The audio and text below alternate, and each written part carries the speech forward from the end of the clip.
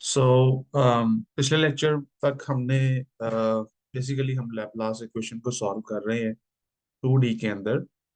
और अभी तक हमने कार्टेशियन कोऑर्डिनेट्स के अंदर और स्फेरिकल कोऑर्डिनेट्स में लैपलास इक्वेशन को सॉल्व किया था। और ये सिर्फ 2 डायमेंशनल लैपलास इक्वेशन है।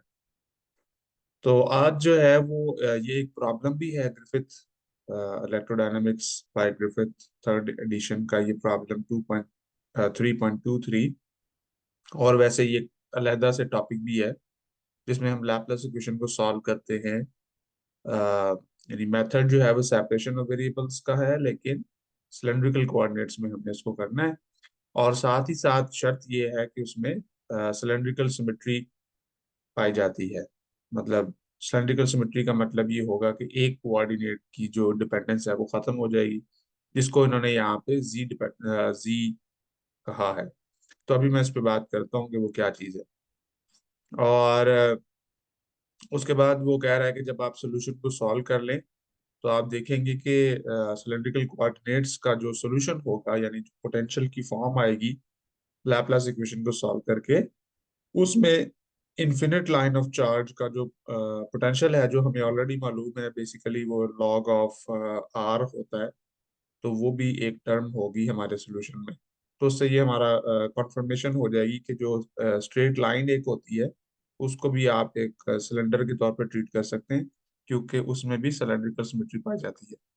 सो एनी हाउ हमारा मेन प्रॉब्लम जो है इस वक्त वो है लैपलास इक्वेशन को सॉल्व करना इन सिलेंड्रिकल कोऑर्डिनेट्स, और उसके अंदर सिलेंड्रिकल सिमेट्री पाई जाए। तो सिलेंड्रिकल सिमेट्री से मुराद क्या है, सबसे पहले इसकी बात करना जो है वो जरूरी है। क्योंकि अगर आपके पास एक सिलेंडर है, ठीक है, let's say you have a cylinder and then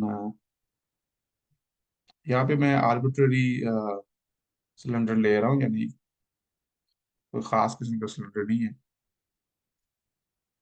so इस सिलेंडर का अगर मैं एक एक्सिस डिफाइन करूं, so let's say this is my axis, ठीक है। और ये बेसिकली कोऑर्डिनेट एक्सिस की फॉर्म में ही हम लेते हैं। तीसरा भी इसका एक एक्सिस आएगा जो कि इस डायरेक्शन में या इस डायरेक्शन में होगा। इनको अब आप डिफरेंट नाम दे सकते हैं, ठीक है। इसको एक्स कह लें, वाई कह लें, इसको आप जी कह लें। तो ये जो प्रॉब्लम में चूंकि जी एक्सिस उन्होंने दिया है, तो मैंने अपने सिलेंडर का जो लेंथ वाइज जो एक्सिस बनता है ना, उसको मैंने जी एक्सिस दिया। अब अगर आप इस पेंसिल को आप देख रहे हैं, तो इस पेंसिल के इर्द गिर्द अगर मैं एक खास रेडियस के ऊपर मौजूद हूँ और मैं रोटेट कर रहा हूँ, तो अराउंड दिस जी एक्सिस जो वैल्यू होगी पोटेंशियल की वो चेंज नहीं होगी। तो इस चीज को बोलते हैं सिलेंड्रिकल सिमेट्री। मतलब ये कि अगर मैं जी के गिर्द इसको घुमाऊं सिलेंडर को, ठीक है, अगर मैं इसको इस डायरेक्शन में या इसको मैं इस डायरेक्शन में रोटेट करूं अराउंड जी एक्सिस, तो उससे मेरे यानी अगर ये चार्ज कॉन्फ़िगरेशन जो भी अंदर पड़ी हुई है उसका जो पोटेंशियल होगा उस पर कोई फर्क नहीं पड़ेगा। सो इन जनरल अगर आप 3D में बात करें लैपलास इक्वेशन की, तो सॉरी,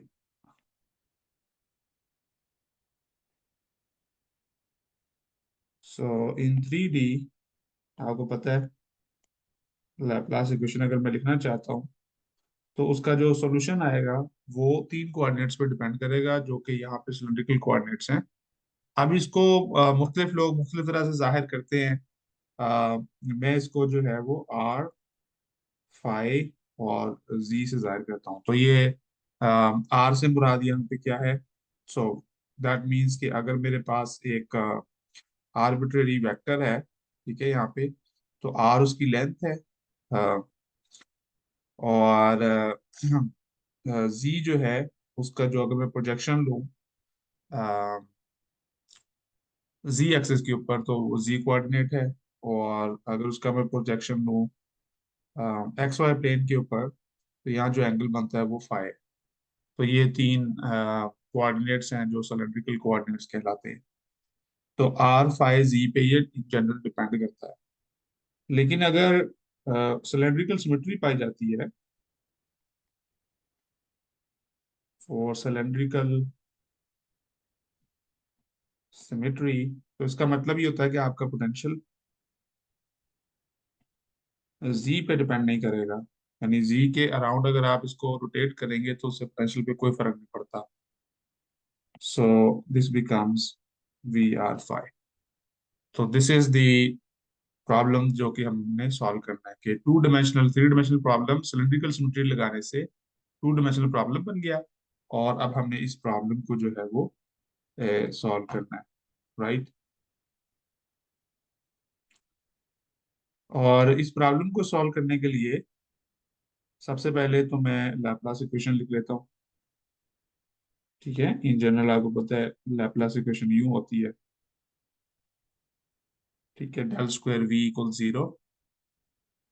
अच्छा, अब इसका मतलब ये है कि मुझे डेल चाहिए, तो डेल स्क्वायर चाहिए। तो डेल स्क्वायर जो है इन सिलेंड्रिकल कोऑर्डिनेट्स उसकी वैल्यू होती है 1/r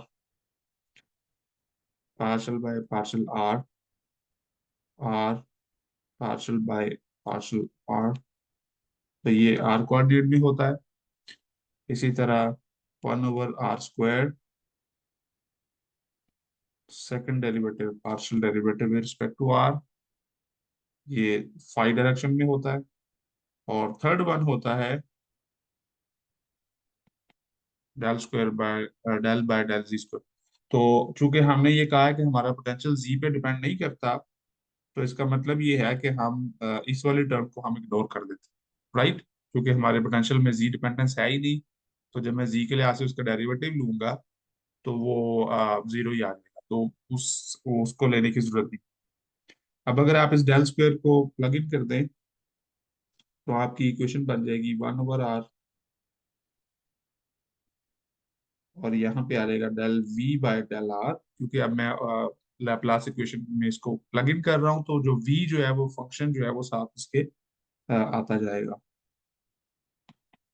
+1/r² del square V over del R square is equal to zero. तो बेसिकली दो टर्म्स यहाँ पे आपको नजर आ रही हैं, राइट।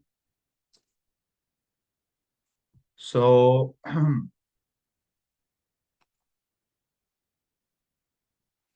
इसके बाद हमने बेसिकली इसको थोड़ी सी ऐसी फॉर्म के अंदर लाना है कि इसके ऊपर हम सेपरेशन ऑफ वेरिएबल लगा सकें। तो उसके लिए सबसे पहले मैं ये करता हूँ कि इस इक्वेशन को मैं आर स्क्वायर से मल्टीप्लाई करूंगा, और इसको फिर मैं डिवाइड करूंगा किसी पोटेंशियल के साथ। तो इससे पहले कि मैं इसे डिवाइड करूं, मैं इसको सेपरेशन वेरिएबल इस पर लगा लेता हूँ। इसको हम बोल लेते हैं equation one, using separation. Sorry, यहाँ पे are,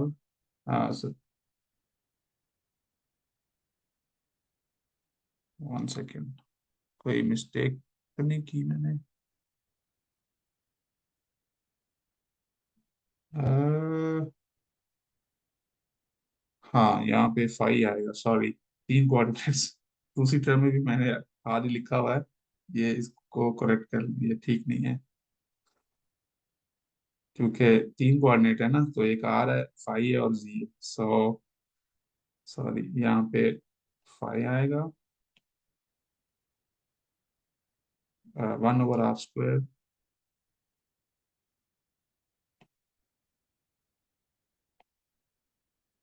five square. Limit double check. हाँ, अब मेरे ख्याल ठीक है। ओके। सो आप देख रहे हैं कि अभी ये जो क्वेश्चन नंबर वन है इसमें आर और फाइव मिक्स हुए हैं सेकंड टर्म के अंदर ना। यहाँ पे आप देखें कि आर कोऑर्डिनेट भी मौजूद है और फाइव कोऑर्डिनेट भी मौजूद है। तो सेपरेशन वेरिएबल हम इसीलिए लगाते हैं कि हम इसको ऐसी फॉर्म में ले आए जिसमें एक पार्ट जो है वो सिर्फ आर पे डिपेंड करे, और दूसरा जो है वो सिर्फ और सिर्फ फाइव पे डिपेंड करे। और फिर हम दोनों को अलग अलग सॉल्व करते हैं। तो बल्कि इससे पहले यहाँ पे मैं लिखता हूँ यूजिंग सेपरेशन ऑफ वेरिएबल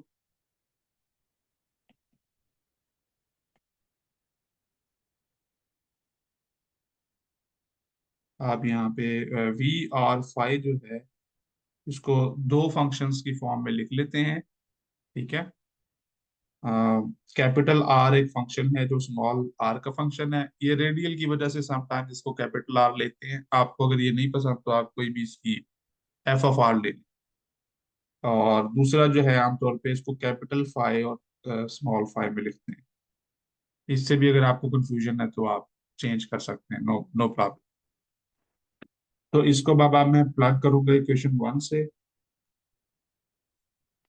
तो फ्रॉम 1 अगर आप इसको सॉल्व करें तो ये बन जाएगा 1/r। सॉरी। और फाइव जो है चूंकि वो आर पे डिपेंड नहीं करता तो फाइव बाहर आ जाएगा।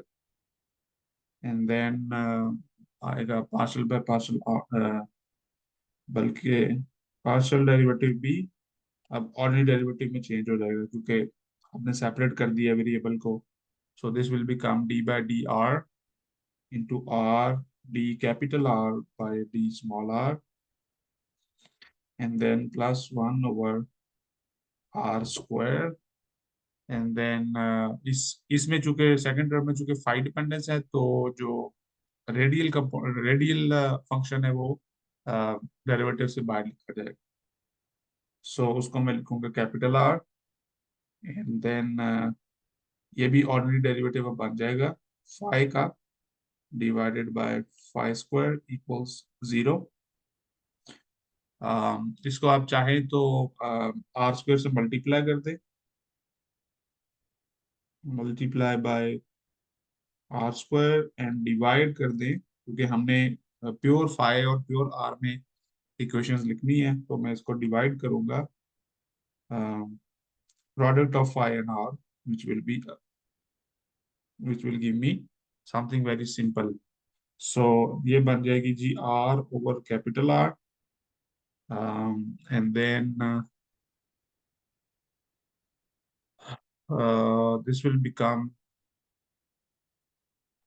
फाइव से मैंने डिवाइड कर दिया है, आर स्क्वायर से मल्टीप्लाई कर दिया है।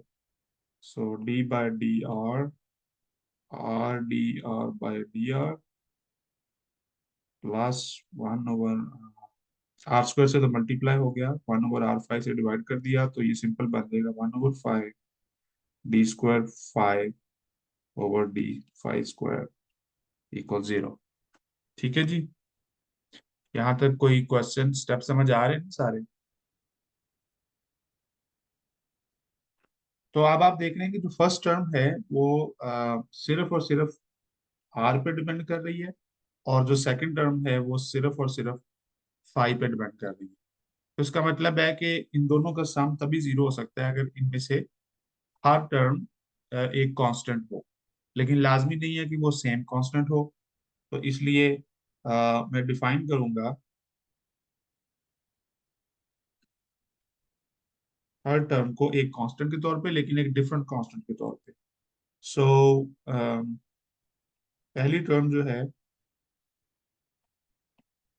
जो कि रेडियल कंपोनेंट कहलाता है उसको मैं कहूंगा C1। और जो दूसरी टर्म है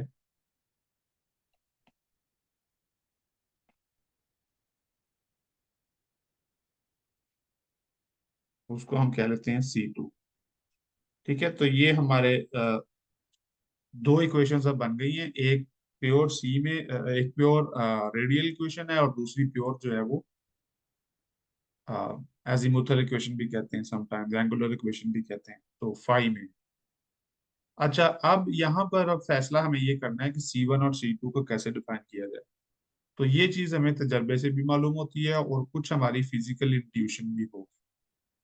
तो पहली बात तो ये कि जो फाई वाली इक्वेशन है उसको अगर आप देखें तो वो बड़ी मशहूर इक्वेशन लग रही है, जैसे कि सिंपल हार्मोनिक मोशन की इक्वेशन, जिसको हमने पहले भी एक्चुअली देखा हुआ है जब हम स्फेरिकल कोऑर्डिनेट्स कर रहे थे। तो उसमें भी हमने ये किया था कि इस कांस्टेंट को C2 को यहाँ पे हम माइनस सम कांस्टेंट स्क्वायर लेते हैं ताकि ये सिंपल हार्मोनिक मोशन की फॉर्म बन जाए और हम इसका ऑसिलेटरी सोल्यूशन लिख सकें।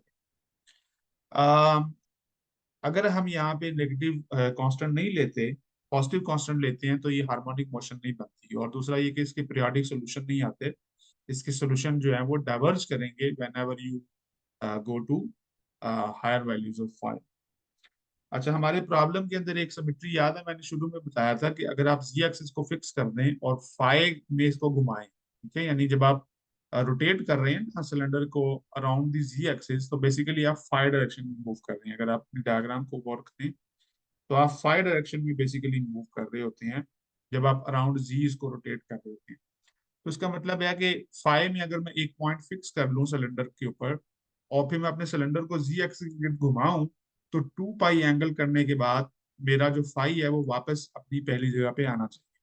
दूसरे लफ्जों में मैं ये बात कर रहा हूँ कि हमारा जो फाई है फंक्शन वो पीरियोडिक है, ठीक है, क्योंकि वो 2 पाई एंगल पूरा करने के बाद वापस अपनी जगह पे आ जाता है।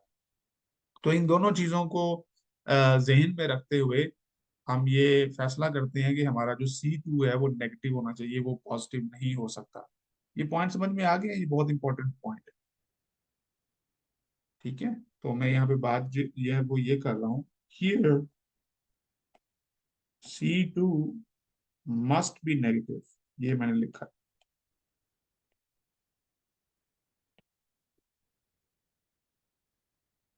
क्योंकि अगर वो नेगेटिव नहीं होगा, पहली बात, एक तो उसके ऑसिलेटरी सोल्यूशन नहीं आएंगे, और दूसरा ये कि अगर उसको पॉजिटिव लेंगे तो वो अपनी ओरिजिनल वैल्यू पे वापस नहीं आएगा, ठीक है। यानी जब आप 2 पाई घुमाएंगे उसको फाई में, तो फंक्शन वापस अपनी जगह पे नहीं आएगा, जो कि हमें पता है, फिजिकल पिक्चर हमें बता रही है कि ऐसा है, कि जब आप सिलेंडर को घुमाते हैं और उसकी सिलेंड्रिकल सिमेट्री की वजह से, तो 2 पाई एंगल करने के बाद आप वापस उसी जगह पे आ जाते हैं जहाँ जहाँ से आपने स्टार्ट किया।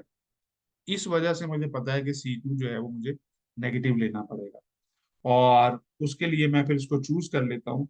C2 = -k²। यहाँ पे k एक और कांस्टेंट है, ये कोई नया कांस्टेंट है, इसको भी हम थोड़ी देर बाद इसके ऊपर मजीद बात भी करेंगे। तो अगर C2 - k² है तो इसका मतलब C1 + k² होना चाहिए, ताकि ये वाली जो इक्वेशन है ये सेटिस्फाई हो, ठीक है ना। इस इक्वेशन को अगर आप सी की फॉर्म में लिखें, तो ये इक्वेशन बेसिकली बता रही है कि C1 + C2 must be equal to 0, ठीक है ना। ये बहुत इंपॉर्टेंट चीज है यहाँ पे, क्योंकि मैंने पहली टर्म को C1 कहा है तो बस C1 लिख लिया, प्लस दूसरी टर्म को C2 कहा था तो C2 लिखा। तो C1 + C2 ऐसे लेने पड़ेंगे ताकि उनका सम 0 हो। तो अगर मैं C2 को -k² ले रहा हूँ, तो मुझे लाजमी तौर पे पता है कि C1 जो है वो +k² ही होना चाहिए, ताकि दोनों ऐड होके 0 दे दें, और ये वाली जो इक्वेशन है ये सेटिस्फाई हो जाए, जिसको हम सॉल्व करना चाह रहे थे। तो अब इन वैल्यूज के साथ इन इक्वेशंस को हम रीराइट करते हैं और फिर हम इनको सॉल्व करते हैं। तो पहले मैं फाई इक्वेशन को ले लेता हूँ। First, consider phi equation, phi coordinate वाली इक्वेशन। वो इक्वेशन क्या बन जाएगी, d² phi over d φ² is equal to -k², और यहाँ पे भी एक नीचे जो है वो फाई आ रहा था, तो वो कैपिटल फाई मैं उसको यहाँ पे ले लेता। तो ये एक इक्वेशन है जी, ये अब आपको पता है हार्मोनिक मोशन की इक्वेशन है। तो इसका सोल्यूशन जो है वो मुझे ऑलरेडी पता है, phi depending on small phi is equal to a cos k phi plus b sine k phi. तो ये है एक, अ, इसको चलें कह लें इक्वेशन 2 कह लें। तो ये हमारा एक सॉल्यूशन हमें पता चल गया फाई में। अभी इसके ऊपर हमने कुछ बाउंड्री कंडीशंस और दूसरी चीजें नहीं लगाई, ये सिंपल एक जनरल सॉल्यूशन है जो कि फाई डायरेक्शन का सॉल्यूशन है। इसी तरह से अब हमने इसका आर आर का जो रेडियल इक्वेशन है उसका भी सॉल्यूशन लेना है। काजिम का एक सवाल है चैट के अंदर कि why we can not consider X axis as periodic. देखिए, यहाँ पे जो प्रॉब्लम था ना, उसमें उन्होंने डिफाइन ये किया था कि सिलेंड्रिकल सिमेट्री जी एक्सिस के अलोंग है। तो जी एक्सिस मैंने यहाँ पे डिफाइन किया है, और अपना सिलेंडर भी मैंने उसके इर्द गिर्द अ, यानी सिलेंड्रिकल सिमेट्री की वजह से मैंने जो एक्सिस ऑफ द सिलेंडर है वो मैंने जी एक्सिस लिया है। अब अगर आप इसको एक्स एक्सिस में रोटेट करेंगे तो वहां पे कोई सिमेट्री नहीं है, मुझे कोई सिमेट्री उसकी नहीं पता, क्योंकि cylindrical symmetry around the axis of cylinder होती है, जिसके गिर्द आप इसको घुमा रहे हैं। तो वो चूंकि जी एक्सिस था, तो इस वजह से हमने इसको अराउंड जी जो भी कोऑर्डिनेट होगा वो हम पीरियोडिक लेंगे, और सिलेंड्रिकल कोऑर्डिनेट में वो कोऑर्डिनेट फाई होता है, एक्स नहीं होता। काजिम, ये बात क्लियर है?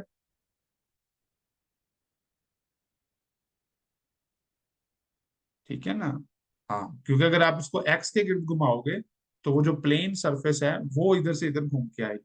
अब प्लेन सरफेस तो राउंड शेप में नहीं है ना, तो लिहाजा उसके ऊपर पोटेंशियल सेम रहेगा, इसकी कोई गारंटी नहीं। लेकिन जो round shape around the Z axis आपकी है, वो हर जगह पे सेम है, जैसे जैसे आप उसके गिर्द घूमते हैं किसी एक पॉइंट को फिक्स करके, तो वहां पे वो सिमेट्री पाई जाएगी। और उसके गिर्द जो भी कोऑर्डिनेट पीरियोडिक आपको फॉर्म देता हो, तो यहाँ पे वो कोऑर्डिनेट फाई था, तो इसलिए मैंने फाई लिया। चलो ठीक हो गया। किसी और का कोई सवाल है यहाँ पे? यहाँ तक किसी और का कोई क्वेश्चन है?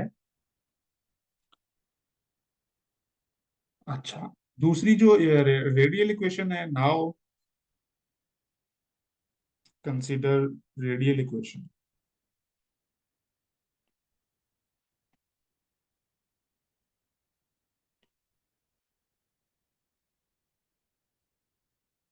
तो जो रेडियल इक्वेशन है वो उसकी जो फॉर्म बनेगी दैट विल बी,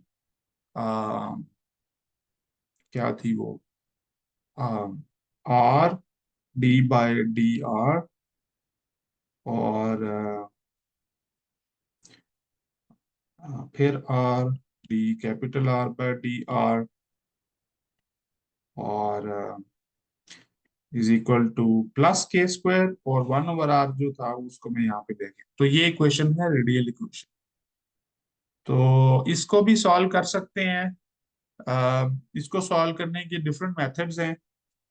एक सिंपल सा मेथड ये है कि आप ये जो कैपिटल आर है as a function of small R, इसको अब आप इस फॉर्म का सोल्यूशन ले लें which is called power form. ठीक है ना, ये पावर फॉर्म ऑफ सॉल्यूशन, पता नहीं क्या नाम देते हैं इसको। तो अगर आप जस्ट आर की power N, where N is some number, ठीक है, और अ, तो एन के ऊपर क्या कंडीशन है वो भी हम निकाल लेंगे। बट फिलहाल आप आर की पावर एन जो है वो प्लग इन करें इस इक्वेशन के अंदर, और इसको सॉल्व करें। तो देखते हैं इसको सॉल्व करके। सो अगर मैं ये आर की पावर एन ले लूँ, तो आर, मेरी जो इक्वेशन है रेडियल इक्वेशन, वो बन जाएगी R D by D R into D by D R, और कैपिटल आर की जगह पे मैंने क्या रखना है, R to the power N is equal to के स्क्वायर, और फिर R to the power N. और अगर आप इस डेरिवेटिव को एक्सपेंड कर लें, so this becomes T by D R, और nth डेरिवेटिव जो होता है वो होता है R N minus one, and then ठीक है, and then is equal to के square R to the power N D by D R. तो यहाँ पे ये बन जाएगा, एन का बाहर आ जाएगा, और और R to the power N minus one ये मिलके मुझे देगा R to the power N is equal to के square R to the power N. और अगर आप इसका फिर एक दफा डेरिवेटिव ले लें तो ये बन जाएगा R N R N minus one equals K square R N. और यहाँ से मुझे मिल रहा है N square R N equals K square R N. तो जिसका मतलब ये हुआ कि जो एन स्क्वायर है दिस इज इक्वल टू के स्क्वायर, और इसका मतलब ये हुआ कि एन की जो वैल्यू है वो बेसिकली प्लस माइनस के है। और अगर n की वैल्यू प्लस माइनस के है तो उसका मतलब है कि जो रेडियल इक्वेशन है उसके दो डिफरेंट सॉल्यूशन मुझे मिलेंगे। मैंने जो सॉल्यूशन फर्ज किया था वो ये था ना। तो एक दफा मुझे n को, इसकी पावर जो n है उसको प्लस के लेना पड़ेगा, और एक दफा मैं इसकी जगह पे माइनस के लूंगा, और उनका जो लीनियर कॉम्बिनेशन होगा वो मुझे जनरल सॉल्यूशन देगा इस रेडियल इक्वेशन का। ठीक है, तो मैं लिख लिख देता हूं ताकि आपको क्लियर हो मैंने अभी क्या कहा। So the solution to radial equation is some coefficient. अब इस कोफिशिएंट को हमें नाम चेंज करना चाहता हूँ, क्योंकि ए और बी हमने पहले यूज किया, तो सी और डी यूज कर लेते हैं। तो C R to the power plus k plus D R to the power minus k. So this is the solution, और इसको मैं अब नाम दूंगा इक्वेशन 3 का। तो इक्वेशन 2 भी, चले मैं एक दफा नीचे फिर लिख देता हूँ आपको। जो इक्वेशन 2 हमने सॉल्व की है उसका सॉल्यूशन था ए cos K five plus B sine K five. तो सेपरेशन ऑफ वेरिएबल के बाद मैंने ये जो है सॉल्यूशंस निकाल लिए, रेडियल पार्ट को अलहदा करके और एंगुलर पार्ट को अलहदा करके मैंने ये सॉल्यूशंस जो है वो निकाल दिए हैं। राइट, यहाँ तक कोई कंफ्यूजन या कोई सवाल? अब अगला काम आसान है। बेसिकली हमने इक्वेशन 3 और 4 जो है, यानी रेडियल और फाइव वाली इक्वेशन के सॉल्यूशन, इनको हमने एज अ प्रोडक्ट लिखना है। कहाँ? हमने यहाँ पे जहाँ पे लिखा था। So this is my basically solution, ठीक है, to the Laplace equation cylindrical coordinates. और इस के अंदर मुझे जो चीज चाहिए थी that was radial and angular functions, जिनकी फॉर्म मैंने पता कर ली। लेकिन इनका जो सॉल्यूशन जो मैंने अभी निकाला है अभी तक, जो कि इक्वेशन 3 और 4 है, वो सॉल्यूशन तो है, लेकिन उसमें बहुत सारे अननाउन चीजें हैं।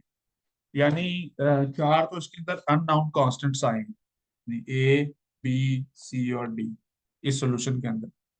और आपको पता है वो चार अननाउन कांस्टेंट्स मालूम करने के लिए आपको बाउंड्री कंडीशंस चाहिए होंगी। तो अगर कोई भी प्रॉब्लम आपको दिया जाए, उसकी बाउंड्री कंडीशंस अगर आपको मालूम हो, तो उससे आप ये कांस्टेंट्स निकाल सकते हैं। ठीक है। अच्छा, ये जो के है, जो कि कॉमन है इक्वेशन 3 और 4 में, कि हर टर्म में के आ रहा है, ये तो मैंने अपने पास से एक कांस्टेंट चूज किया था ना जिस वक्त हम कह रहे थे कि हमारी ये वाली जो इक्वेशन है, इसको हमने C1 + C2 में लिखा था इक्वल टू 0, और फिर C2 मैंने अपने पास से डिफाइन किया था माइनस सम कांस्टेंट स्क्वायर। तो क्या इस कांस्टेंट के ऊपर भी कोई कंडीशन है? इस कांस्टेंट के ऊपर कोई खास मतलब ये खास किस्म का कांस्टेंट है, ये बस एक रैंडम कांस्टेंट है, इसका मुझे अभी तक नहीं मालूम। तो इसके लिए सबसे पहले ये देखें कि ऑसिलेटरी सॉल्यूशन में हमने एक बाउंड्री कंडीशन देखी थी, और वो ये थी कि ड्यू टू सिलेंड्रिकल सिमेट्री आपका जो सॉल्यूशन 5 में आता है दैट शुड बी पीरियोडिक। ठीक है, तो अभी मैं वो वाली कंडीशन यहाँ पे अप्लाई करूँ। राइट, सो सिंस यहाँ पे मुझे पता है कि जो मेरा फंक्शन 5 है उसका जो एंगल स्मॉल फाई है, उसमें अगर मैं 2 पाई एंगल और ऐड कर दूं, सो मैं किसी एंगल 5 पे खड़ा हूं और उसमें मैंने 2 पाई और ऐड कर दिया, तो मैं वापस कहाँ पे आया हूँ? मैं उसी जगह पे आया हूँ जहां से मैंने स्टार्ट किया था। तो इसका मतलब है कि इस फंक्शन की वही वैल्यू होगी जो इसकी वैल्यू 5 के ऊपर थी। और ये पीरियोडिसिटी अब मैं इक्वेशन 4 के ऊपर लगाता हूँ। तो अगर आप ये पीरियोडिसिटी लगा के देखें तो आपको पता चलेगा कि जो राइट हैंड साइड है उसके ऊपर दो पीरियोडिक फंक्शन है, और जो कि साइन का पीरियड भी 2 पाई है, कॉस का पीरियड भी 2 पाई है। सो मैं इजीली लिख लिख सकता हूँ कि जो साइन से लिख लें या कॉस से लिख लें, जैसे मर्जी लिख लें, उससे आपको पता चलेगा कि के must be N integer, must be N integer. ठीक है, मतलब ये कि अगर मैं लेट से साइन लिखता हूँ K5, अभी मैं बाकी सारे कांस्टेंट वगैरह इग्नोर कर रहा हूँ, और फाइव के अंदर मैं 2 पाई ऐड करता हूँ, तो ये क्या बन जाएगा, साइन K5 प्लस साइन 2 पाई K।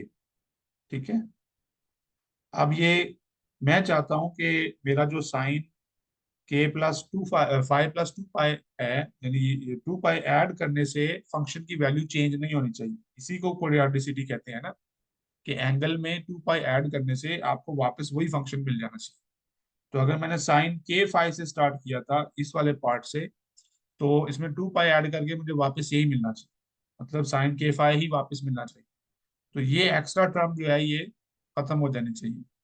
तो ये खत्म तभी होगी अगर आपका जो के जो है वो किसी इंटीजर फॉर्म के अंदर आता। सो ये वो रीजन है, मतलब के को अगर मैं 1 ले लूं तो साइन 2 पाई 0 हो जाता है, के को अगर 2 ले लें तब भी साइन पाई 0 हो जाता है, के को अगर आप 0 ले लें तब भी हो जाता है। तो के की जो वैल्यूज हैं वो होनी चाहिए 0, +-1, +-2 एंड सो ऑन। तो इन इन वैल्यूज को अगर आप प्लग इन करें तो ये पीरियोडिसिटी की कंडीशन होती है। ये मैंने साइन के लिए किया है, आप इसको कॉस के लिए भी कर सकते हैं। क्योंकि दोनों का पीरियड 2 पाई होता है तो दोनों पे सेम कंडीशन अप्लाई होगी। दोनों से रिजल्ट यही मिलेगा कि आपका जो के है it should be N integer. ये पॉइंट समझ में आ गया? This is very important point कि हाउ डू यू नो कि आपका ये जो के है, जो एक कांस्टेंट आपने लिया था आर्बिट्रेरी, वो इंटीजर होगा। अच्छा, क्या तमाम इंटीजर इसमें ले लें? इन प्रिंसिपल यस, लेकिन फिजिक्स में हमें बाज़ औक़ात फिजिकल इंट्यूशंस भी चाहिए होती है ना। तो हम फिजिक्स में समटाइम्स किसी क्वेश्चन का सोल्यूशन अगर रिपीट हो रहा हो तो हम उसको नहीं लिखते। तो अगर आप देखें यहाँ पे मैं के की जगह +1 लिखूं या -1 लिखूं, तो दोनों केसेस में मुझे आंसर सेम ही मिलता है, तो मेरे आंसर पे कोई फर्क नहीं पड़ता। तो 2 दफा सोल्यूशन को गिनने की जरूरत नहीं है। सो लिहाजा आप या सिर्फ पॉजिटिव इंटीजर ले लें या सिर्फ नेगेटिव इंटीजर ले लें, और जीरो भी आपको लेना पड़ेगा। और जीरो यहाँ पे एक स्पेशल केस है जिसको मैं अभी डिस्कस करता हूँ। जीरो बेसिकली आपको एक कांस्टेंट फंक्शन देता है। सो एनी हाउ, अब यहाँ पर सिंस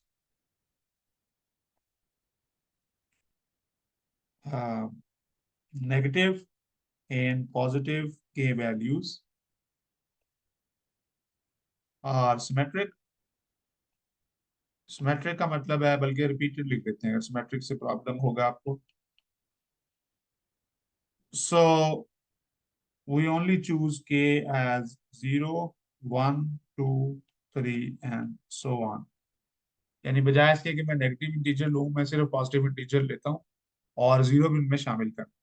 अब जीरो जो है ना वो एक स्पेशल केस है, ठीक है, और उसको भी हम देखते हैं कि वो किस तरह से स्पेशल केस होता है। k is equal to 0 is a special case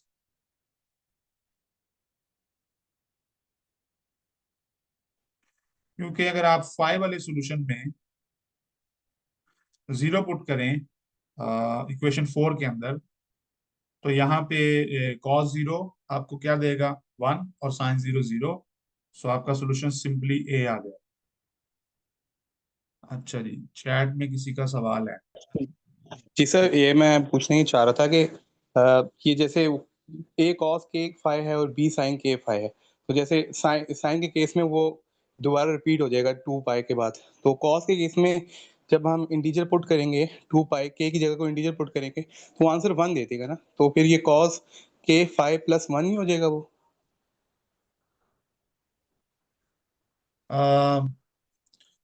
आप ऐसा करें कि टोटल के फाई जो है ना उसको आप थीटा डिफाइन कर लें, और फिर ये देखें कि कॉस थीटा, यानी इस तरह कर लें। अगर आप उस तरह से कंफ्यूजन है, मे बी मुझे उस तरह नहीं करना चाहिए था। तो मैं यहाँ पे कॉस के फाई को डिफाइन कर लेता हूँ थीटा। तो अब आप साइन के फाई को भी लिखेंगे तो वो भी क्या होगा, थीटा। तो आप देखें दोनों की फॉर्म सेम है। सो दोनों का पीरियड 2 पाई है। तो जिसका मतलब है कि 2 पाई का इंटीजर मैं कुछ ऐड करूंगा एंगल के अंदर, तो वो सेम वैल्यू देगा। ठीक है। सो इसका मतलब है कि अगर मैं कॉस k5 + 2 पाई करना चाह रहा हूँ, असल में वही बात है कि मैंने शायद उसको थोड़ा सा लेजी था मतलब ठीक तरह से उसको मैंने यहाँ पे नहीं किया। लेकिन असल बात ये है कि θ + 2 पाई आप करते हैं तो पूरा जो एंगल है वो 2 पाई से चेंज होता है। तो अगर आपको इससे कंफ्यूजन है तो आप इस तरह करके देखिए। ठीक है। So this will become cos θ + 2 pi, and similarly sign k5 + 2 पाई अगर आप करें तो दैट विल बिकम साइन θ + 2 पाई। और यहाँ से अब आपको पता है कि पीरियोडिक है, यहाँ पे मैंने 2 पाई लिया है, लेकिन अगर मैं 2 पाई की जगह 2 पाई कोई और इंटीजर ले लूँ, के की बजाय एन ले लें। अब यहाँ पे ये टर्मिनोलॉजी का मसला आ रहा है, लेकिन बात आपको समझ आ गई है मेरे ख्याल, कि 2 पाई हो या 4 पाई हो या कुछ भी हो तो वो पीरियोडिक होता है, तो इंटीजर मल्टीपल आप लेते हैं। Is that clear? जी जी सर, क्लियर हो गया, मुझे अंडरस्टैंडिंग हो गई। ठीक है, वो बस मुझे जो है ना, मैं थोड़ा सा लेजी था यार। But thank you for your question. किसी और का कोई सवाल है?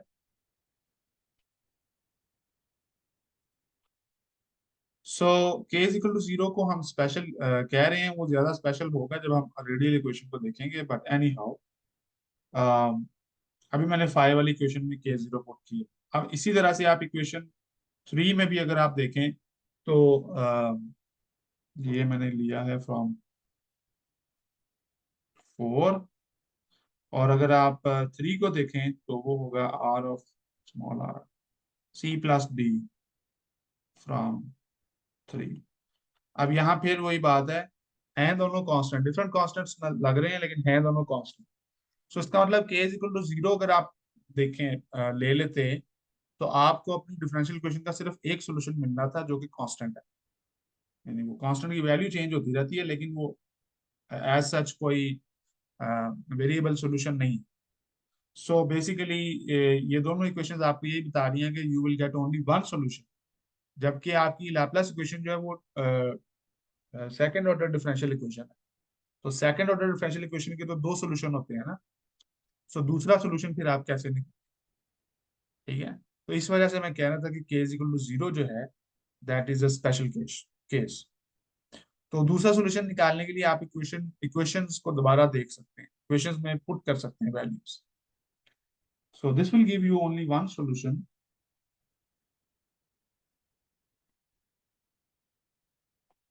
only one solution to Laplace equation। This से मेरी मुराद k = 0। ठीक है। दिस से मेरी मुराद ये है, k = 0 से आपको सिर्फ एक सोल्यूशन मिलता है। फॉर सेकंड सोल्यूशन,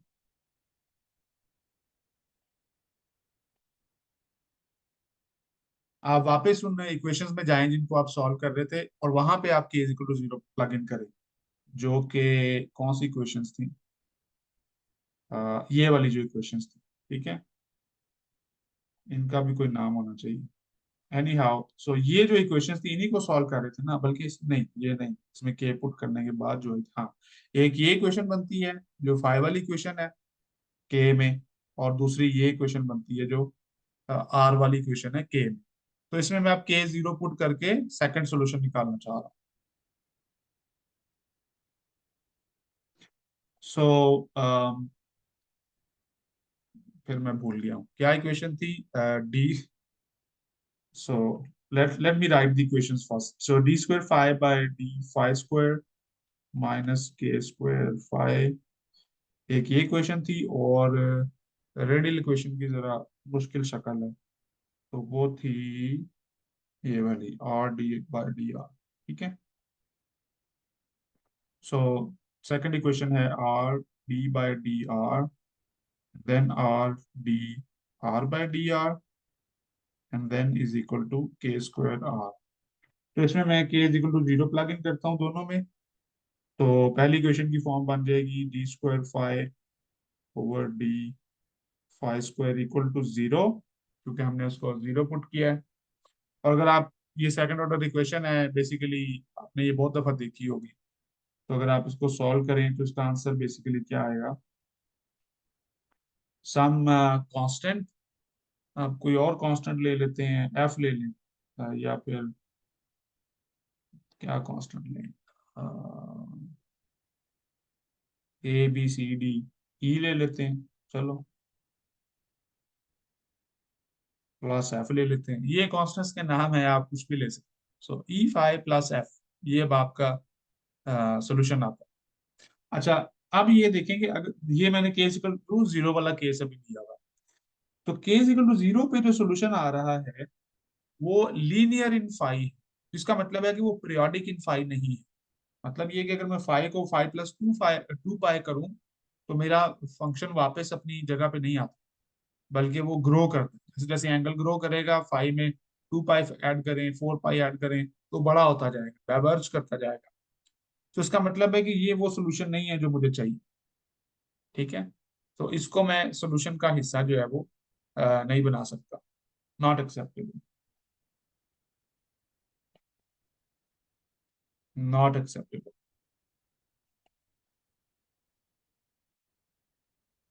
और उसकी वजह क्या थी, नॉट पीरियोडिक, क्योंकि हमने ये कहा है ड्यू टू सिलेंड्रिकल सिमेट्री हमारा सोल्यूशन पीरियोडिक होना चाहिए।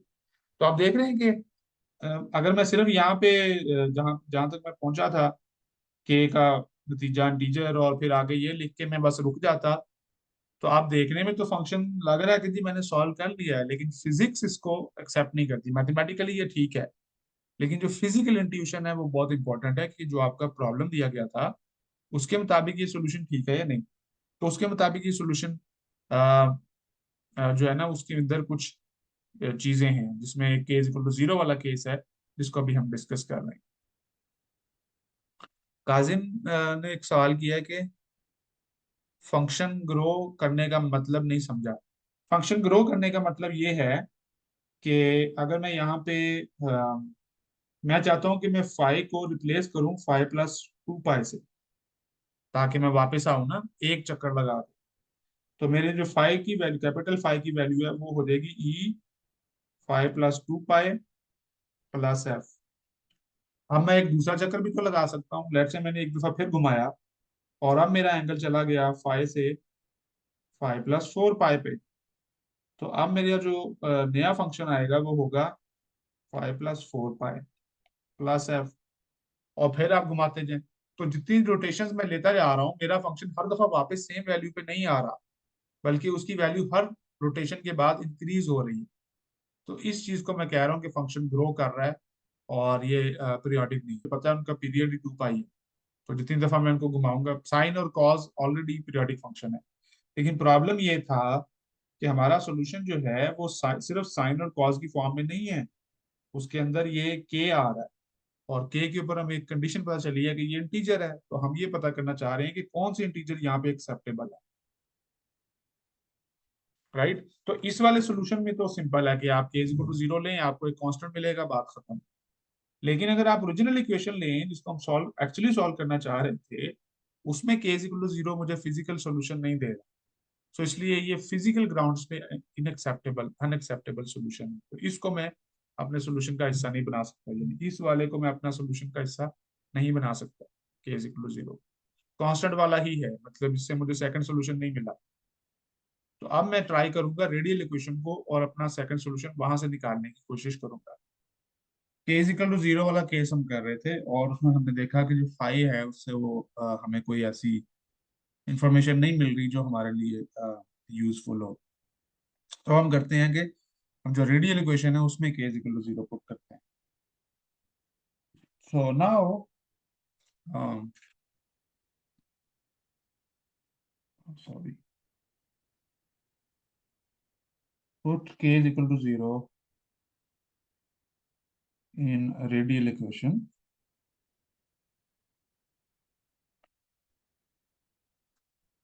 और वो किधर गई रेडियल इक्वेशन, हाँ, तो यहाँ पे राइट साइड पे k equal to zero plug in करते हैं तो इक्वेशन बन जाएगी R D by D R D capital R by D R and that is equal to zero. जी। और इसका मतलब ये है कि R D R by D R is equal to some constant. ये स्टेप समझ में आया? स्टेप ये है कि किसी चीज का, ये कोई फंक्शन है, इसका अगर मैं डेरिवेटिव लूं और वो जीरो आ रहा हो, तो इसका मतलब होगा कि जो इस ब्रैकेट के अंदर चीज है वो कांस्टेंट है। ठीक है। सो इसका मतलब है कि अगर मैं इसको आप इस कांस्टेंट को कोई नाम दे लें आप, इस कांस्टेंट को ई एफ हमने कह लिया हुआ है, जी कह लें। ठीक है। और इसको अगर आप सॉल्व करें तो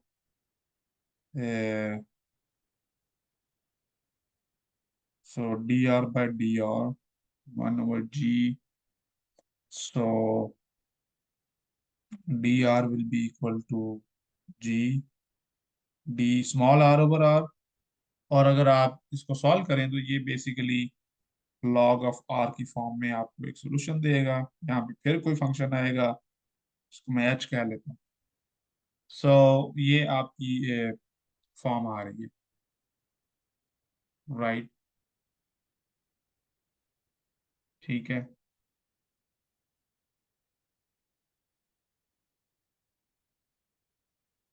सो ये सोल्यूशन एक्सेप्टेबल है।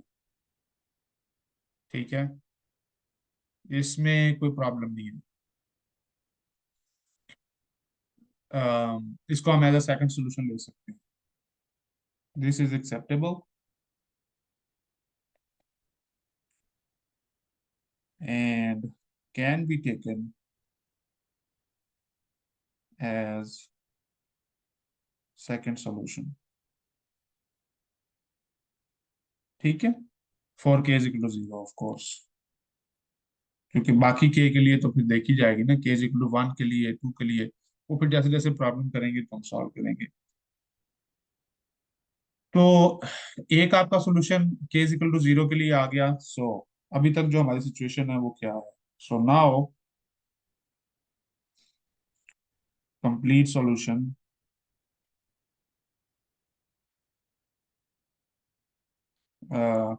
लैपलास इक्वेशन का जो कंप्लीट सॉल्यूशन है उसकी उसके अंदर तीन टर्म, मतलब एक के इज इक्वल टू जीरो के लिए हम ले रहे हैं, तो के इज इक्वल टू जीरो के लिए आपके पास एक कांस्टेंट आएगा और एक लॉग ऑफ आर। दो सॉल्यूशन बनते हैं, एक कांस्टेंट और दूसरा लॉग ऑफ आर। तो ये दो सॉल्यूशन के इज इक्वल टू जीरो के लिए। For K is equal to one, two, three, four up to infinity, उसके लिए आपके पास दो सॉल्यूशन थे। एक सॉल्यूशन था ए cos K five plus B sine K five. Five में ये सॉल्यूशन था। और रेडियल सॉल्यूशन जो है वो हमने लिखा था in terms of, sorry, in terms of powers. So c r to the power k plus b r to the power minus k। तो ये है हमारे सॉल्यूशन। अब इसका मैं लिखता हूँ द मोस्ट जनरल सॉल्यूशन, जो कि आपको पता है लीनियर कॉम्बिनेशन से होता है। The most general solution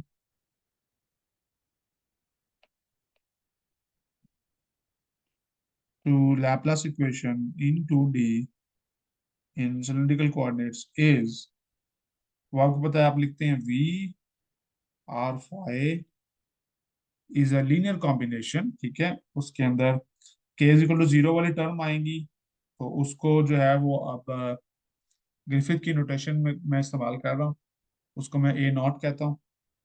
plus दूसरा सॉल्यूशन उसका आएगा बी नॉट लॉग ऑफ के, सॉरी लॉग ऑफ आर। ये मैंने लिखे हैं के इज इक्वल टू जीरो वाले सॉल्यूशन। प्लस बाकी जो सॉल्यूशन है वन टू इन्फिनिटी, जब के की वैल्यू वन से इन्फिनिटी तक जाती है, तो वो सारे सॉल्यूशंस का मैं लीनियर कॉम्बिनेशन ले लेता हूँ। और वो लीनियर कॉम्बिनेशन किसका लेना है? वो इन दोनों का लेना है।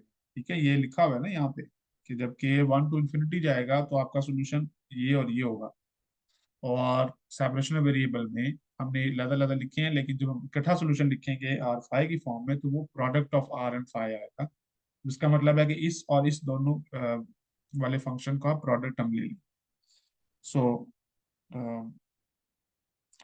वो आएगा C R to the power K plus D R to the power minus K, और इसका प्रोडक्ट आ जाएगा A cos K five plus B sine K five. So that is your solution. उसको मैं थोड़ा सा उठा के साइड में कर लेता हूँ। सो that is your solution, total solution. और इससे हमने Laplace equation in cylindrical coordinates जो है वो सॉल्व कर ली। अब आपका कोई सवाल है तो आप कर लें, क्योंकि ये जो फाइनल एक्सप्रेशन यहाँ पे मैंने लिखा है यही आपका फाइनल आंसर है। This is the solution to Laplace equation in 2D in cylindrical coordinates under the cylindrical symmetry.